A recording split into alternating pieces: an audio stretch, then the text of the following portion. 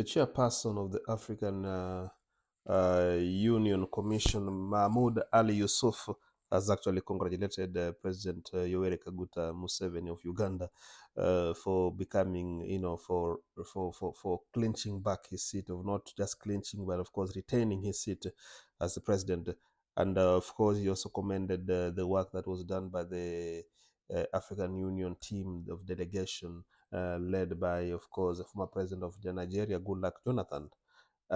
So of course he commended the peaceful, they said that it was a peaceful election. Of course, this is a question that maybe Ugandans can tell us if the elections were really peaceful. But of course, let's just call a spade a spade. As much as, yes, we had some police issues here and there, of course, as much as we had the police like brutality, people being arrested, of course, Bobby Wine agents being detained, some kicked off from the polling stations, of course, Bobby Wine being threatened, and of course, even during the campaigns, he didn't have a smooth campaign process.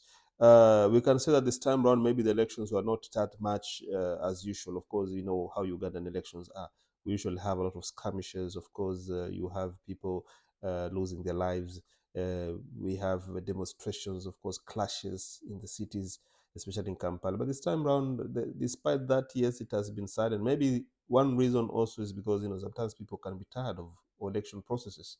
We also saw the internet being cut by the government. They just restored it yesterday. That is on a Saturday night.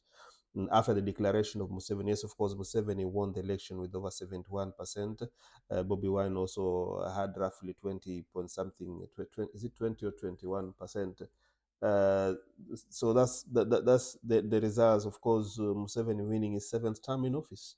And yes, now Ugandans can tell us if the elections were okay, if they really think Museveni won through, validly. I mean, of course, that's Uganda for you.